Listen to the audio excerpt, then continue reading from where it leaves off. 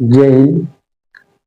तो हमारा जो अब दूसरा पार्ट आ गया है नेफ्रॉन मतलब किडनी का, और उत्सर्जन पार्ट चैप्टर चल रहा है हमारा, तो उसका पार्ट 2 आ चुका है। तो ये आज मैं आपको नेफ्रॉन की इकाई के बारे में बताऊंगा। नेफ्रॉन की इकाई क्या होती है और इसे ये कितनी होती है, और इकाई का मतलब यूनिट भी बोल सकते हैं इसे। एक यूनिट में कितनी इकाई होती है, तो 8 लाख, एक यूनिट में कितनी 8 लाख यूनिट होती है। और अरे इसकी इस संरचना कैसी होती है, किस तरीके की बनी हुई होती है, वो भी हम आपको बताएंगे। बस आपको वीडियो में लास्ट तक बने रहना और देखना है, और चैनल को मेरे सब्सक्राइब जरूर करते रहना। चलिए अब शुरू करते हैं। तो देख सकते हैं दोस्तों, ये है किडनी की इकाई। इसे क्या बोलेंगे हम? किडनी की इकाई बोलेंगे।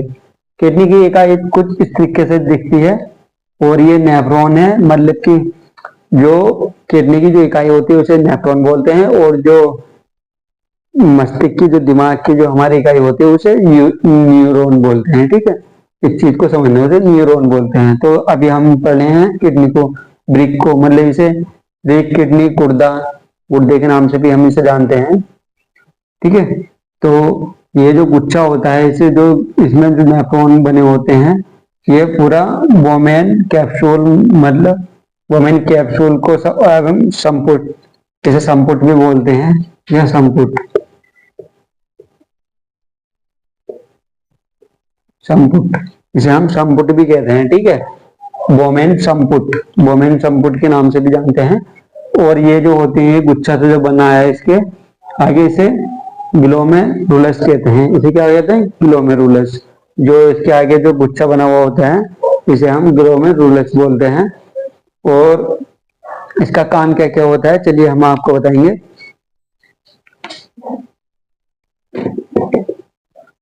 जी, जो इसका काम है, काम क्या है इसे देख सकते हैं। ये ग्लोमेरुलस का क्या नाम होता है, क्या काम होता है?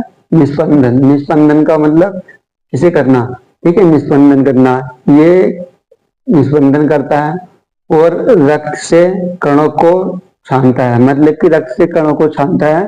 रक्त के साथ साथ क्या करता है, जब ये रक्त से कणों को छानता है तो उसके साथ साथ क्या करता है, ये किडनी प्रोटीन और जितने भी अच्छे पदार्थ है उनको भी छान देता है। क्या करता है? उनको भी छान देता है, साफ कर देता है। ठीक है, उनको भी छान देता है। रक्त शुद्ध रक्त को वापस, मतलब शुद्ध रक्त को वापस भेज देता है इसमें न्यूरॉन में, इस किडनी इकाई में न्यूरॉन में वापस भेज देता है। इसे नेफ्रॉन बोलते हैं।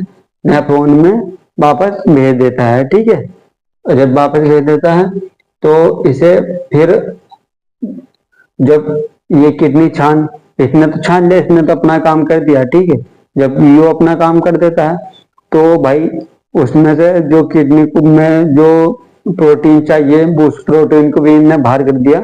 तो उसके लिए फिर इस आगे क्या काम करता है, देखिए, बोमेन कैप्सूल, मतलब बोमेन संपुट। इसे बोमेन संपुट भी बोल सकते हैं, बोमेन कैप्सूल भी बोल सकते हैं। ठीक है, बोमेन कैप्सूल और बोमेन संपुट भी बोल सकते हैं इसे दोनों बोल सकते हैं। तो इसके क्या कार्य होते हैं, चलिए इसके कार्य में बताता हूँ। बोमेन संपुट के आवश्यक पदार्थ, मतलब जो आवश्यक पदार्थ है उन्हें वापस ले लेता है। क्या? रीअब्जॉर्प्शन कर देता है, मतलब दोबारा से वो कर देता है। अब जैसे इनके थोड़े से इसमें जैसे वो जाते हैं, प्रोटीन जाती है, प्रोटीन के कण होते हैं, उन्हें दोबारा से वापस बना के और बाहर भेज देता है, मतलब कि रक्त को भेज देता है। ठीक है, ये इसका पुनः देखो, रक्त अवशोषण, मतलब का पुनः अवशोषण करना, मतलब ये पुनः अवशोषण है। और यूरिया को अलग करता है। यूरिया को क्या करता है? अलग करता है। ठीक है, यूरिया को जब अलग करता है तो किडनी का काम, इसका किडनी का काम यही नहीं होता है कि उत्सर्जन करना, ये अवशोषण भी करता है और उत्सर्जन भी करता है। ठीक है, ये दोनों काम करता है। और चलिए आगे चलते हैं। फिर आगे चलते ये इसका प्रोसेस होता है नेफ्रॉन। नेफ्रॉन में क्या होता है, यूरिन बनता है, पेशाब का निर्माण होता है नेफ्रॉन में, मतलब किडनी में। फिर हमारी किडनी में पेशाब का निर्माण हो जाता है। ठीक है, अगर जो आपको इतनी बात समझ में आई होगी तो चलिए आगे इसका स्क्रीनशॉट ले लीजिए, आगे और पढ़ते हैं इसके बारे में हम। और डिटेल से पढ़ेंगे, इसका स्क्रीनशॉट ले लीजिएगा। तो अब हम इसके जो पेशाब निर्माण होता है, पेशाब में कितना जल पाया जाता है और यूरिया कितना पाया जाता है किडनी के अंदर, पेशाब के अंदर, तो आज हम आप वो पढ़ते हैं और इसके बीमारी के बारे में हम पढ़ेंगे। तो चलिए शुरू करते हैं। तो देखिए दोस्तों, पेशाब, इधर पेशाब के बारे में लिखा है, इधर बीमारी के बारे में मैंने लिख दिया है ऑलरेडी पहले ही। और चलिए, जैसे कि पेशाब में, हमारे पेशाब में जो जल पाया जाता है वो 95% पाया जाता है।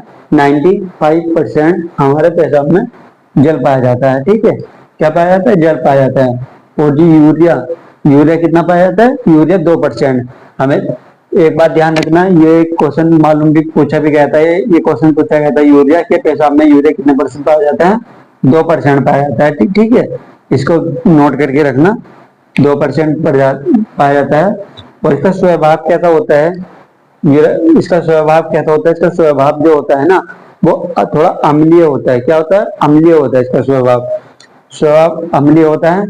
और अम्लीय इस कारण होता है, जो इसका पीएच होता है ना, वो पीएच कितना होता है? 4.8 होता है। जो इसका पीएच होता है, पीएच 4.8 पाया जाता है। तो 4.8 पाया जाएगा तो समझो अम्ल होगा। और ऊपर को पाया जाता है 7 से ऊपर को पाया जाता है तो क्षारीय आ जाता। तो ठीक है, ये 4.8 पाया जाता है, तो इसका अम्लीय होता है, स्वभाव इसका अम्लीय होता है। और पेशाब का रंग पीला, पेशाब का रंग जो पीला होता है वो किसके कारण होता है? यूरोक्रोम के कारण होता है। यूरोक्रोम के कारण पेशाब का रंग पीला होता है। ठीक है, हमेशा इस चीज को भी नोट करके रखना। और गंध, जो गंध आती है इसमें, गंध किसके कारण आती है? गंध इसमें, हमारे जो पेशाब में जो गंध आती है वो अमोनिया के कारण आती है। हमने अधिकतर सुना होगा कि यूरिया का नहीं, यूरिया के कारण नहीं, यूरिया की फॉर्म में तो हम पेशाब जो होता है हमारा यूरिक एसिड पेशाब में पहले ही बना हुआ होता है। और जैसे कि हम पेशाब करते हैं और उसमें कुछ देर बाद अमोनिया में बदल जाता है, यूरिया अमोनिया में बदल जाता है और उसमें से गंध आनी चालू हो जाती है। ठीक है, क्या हो जाती है? उसमें से गंध आनी चालू हो जाती है यूरिया में से, हमारे पेशाब में से। ठीक है, तो इस चीज को भी ध्यान रखना। तो अब चलते हैं, इसकी बीमारी के बारे में हम पढ़ेंगे। बीमारी, तो दोस्तों जो इसकी बीमारी है, बीमारी क्या? तो जो स्टोन होता है, ये स्टोन किसके कारण बनता है? स्टोन जो बनता है कैल्शियम ऑक्जेलेट, किसके कारण बनता है? जो स्टोन बोलते हैं पथरी को, पथरी। ठीक है, पथरी हमारी किडनी में पथरी बन जाती है, कभी कभी हमारे पित्ताशय में पथरी बन जाती है, गॉल ब्लैडर उसमें, सॉरी पित्ताशय में, पित्त की थैली, जिसे पित्त की थैली बोलते हैं, जो लीवर की साइड में होती है वो, तो उसमें भी हमारे पथरी बन जाती है, तो उसे हम निकाल के फेंक देते हैं। तो किडनी को नहीं फेंकते, तो किडनी की तो हमें बीमारी का इलाज करना पड़ता है। तो ठीक है, किडनी में हमारे पथरी पड़ जाती है तो बनती है, तो किसकी बनती है? कैल्शियम ऑक्जेलेट, कैल्शियम ऑक्जेलेट की पथरी होती है वो।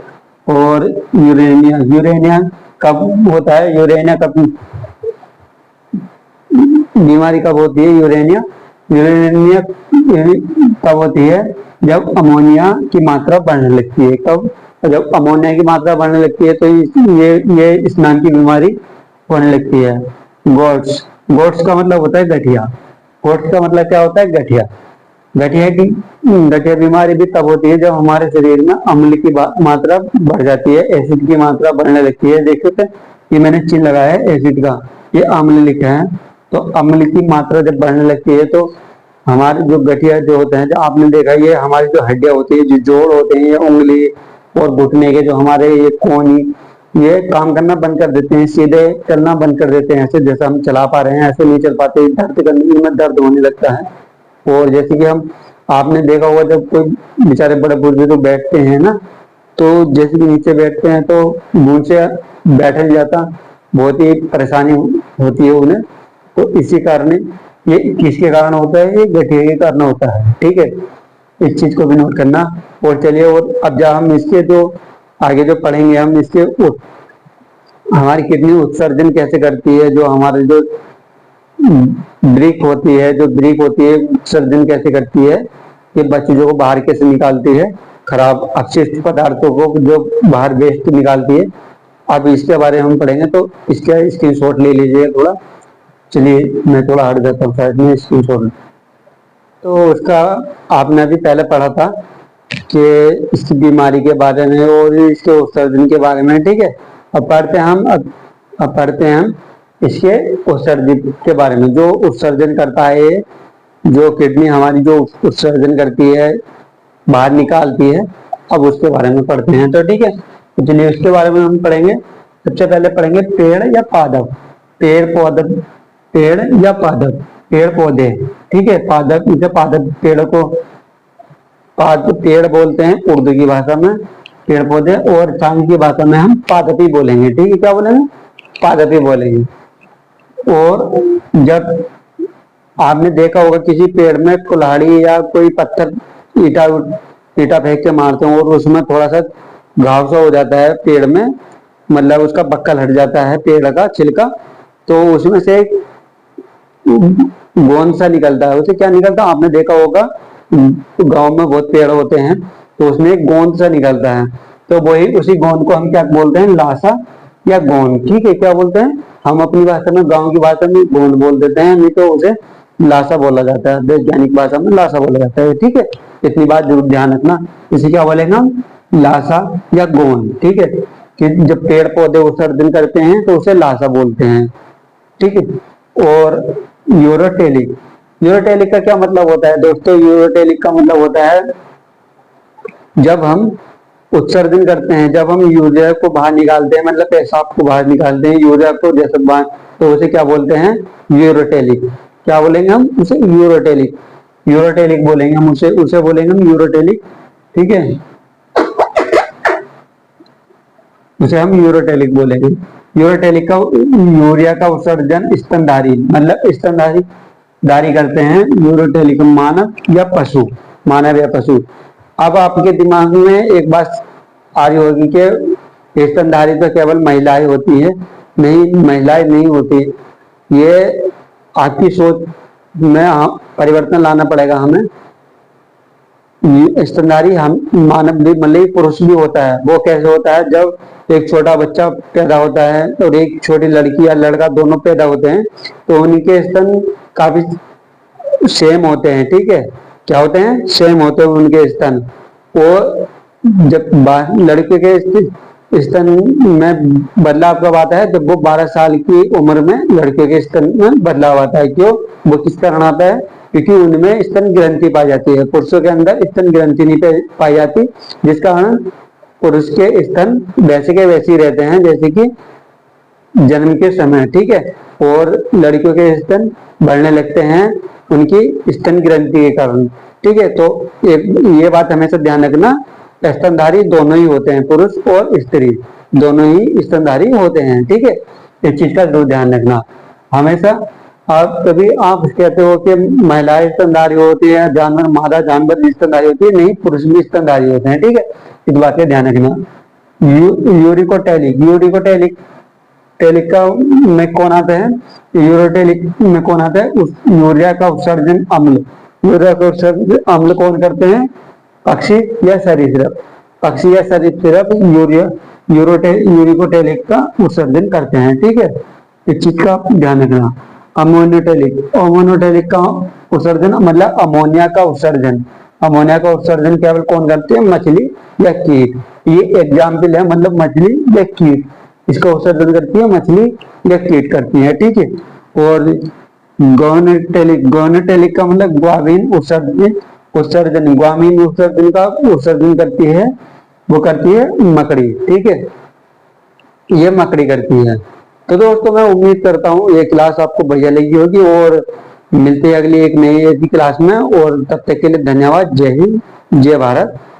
और मेरे चैनल को सब्सक्राइब जरूर कर लेना और बेल आइकन जरूर दबाना, ताकि मेरी और आने वाली वीडियो आपके लिए, आपके पास पहुंच जाए, ठीक है। चलिए, जय हिंद।